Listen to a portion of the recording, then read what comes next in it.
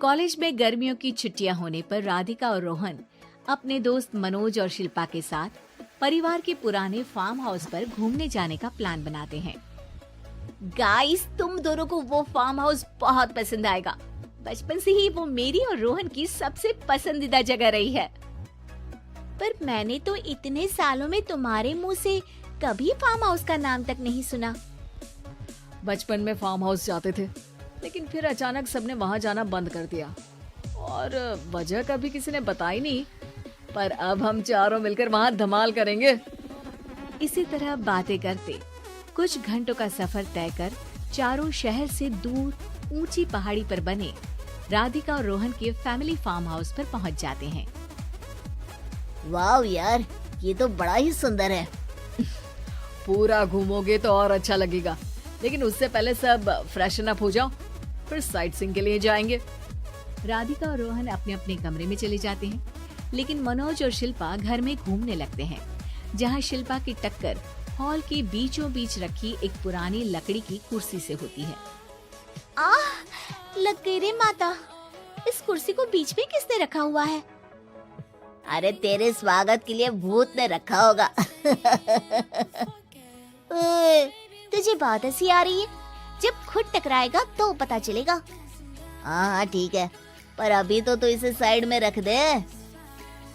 शिल्पा कुर्सी को एक कोने में रख देती है और वो दोनों भी अपने कमरे में चले जाते हैं, जिसकी थोड़ी देर बाद चारों बाहर घूमने निकल जाते हैं।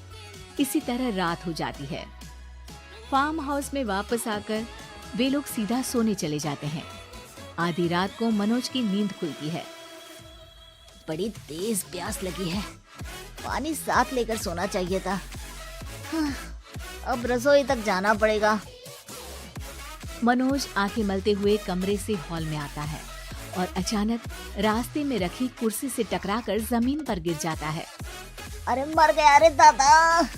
शिल्पा सही बोल रही थी, बड़ी तेज लगती है ये कुर्सी तो, पर इसे दोबारा बीच में किसने रखा?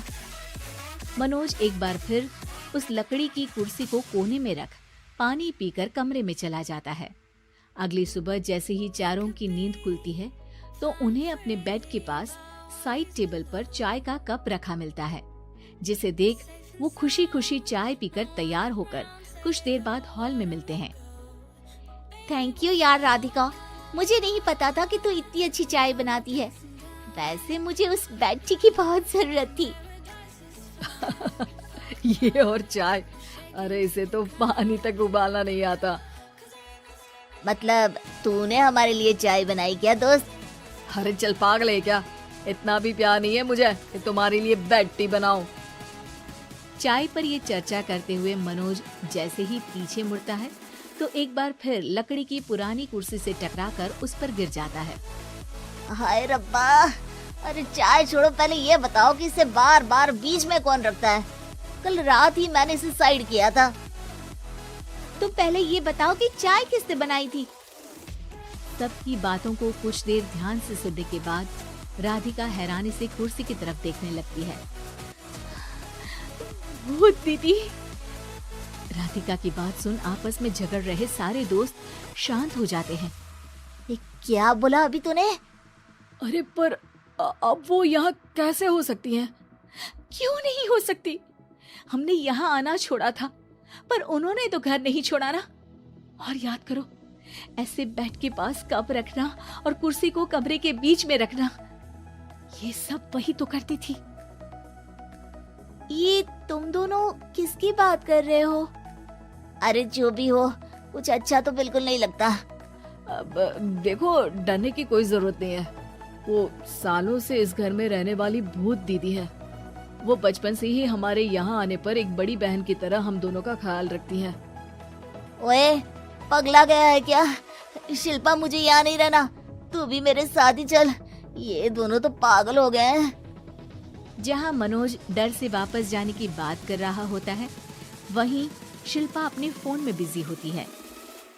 क्या तुम्हें यहाँ की सिचुएशन समझ में नहीं आ रही जो फोन में लगी हो? जिसे जो करना है करो, मैं तो जा रहा हूँ। मनोज हड़बड़ाहट में अपने कमरे की तरफ जाता है, जिसके साथ राधिका और मोहन भी उसे रोकने के लिए पीछे पीछे जाते हैं, लेकिन शिल्पा वो तो अभी भी फोन में लगी रहती है। कुछ देर बाद जब वो तीनों दोबारा हॉल में वापस आते हैं तो शिल्पा को सबके पैक्ड बैग्स के साथ देखकर हैरान रह जाते हैं। ये सब क्या है शिल्पा?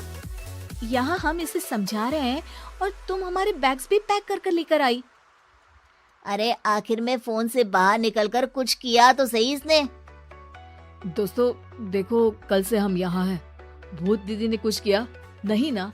फिर डर क्यों रहे हो? 4 दिन और रुकोगे तो पता चलेगा कि क्या होगा। मतलब? इस पर शिल्पा उन तीनों को फार्म हाउस से बाहर लाकर फोन में पुरानी न्यूज का आर्टिकल दिखाती है। सालों पहले यहाँ रह रही औरत ने अपने दोनों बच्चों को सुबह सुबह दूध में जहर पिलाकर मार दिया और फिर हॉल में उस कुर्सी पर खड़े होकर खुद भी फांसी लगा ली थी। तुम्हारी बातों से मुझे इस केस की याद आ गई। गूगल किया तो पता चला कि ये वही फार्म हाउस है। अभी भी यहाँ रहना चाहते हो जिससे कुछ दिनों में वो सबको थोड़ा थोड़ा जहर देकर मार दे? अरे पर ये दोनों तो बचपन से यहाँ आ रहे हैं, फिर इन्हें अभी तक कुछ क्यों नहीं हुआ? वो तो पापा बताते हैं कि हम आते थे। हाँ, और मुझे भी एक बार का ही याद है। वाह, और कहानियाँ तो ऐसे सुना रहे थे जैसे सदियों से यही रहते हो। तीनों ये बात कर ही रहे होते हैं कि अचानक फार्म हाउस में से एक आवाज सुनाई देती है। मैं यहाँ किसी को जिंदा नहीं रहने दूंगी, किसी को नहीं। बस ये सुनने की देर ही होती है कि चारों डर से कांपते हुए तुरंत कार में बैठकर वहां से भाग जाते हैं।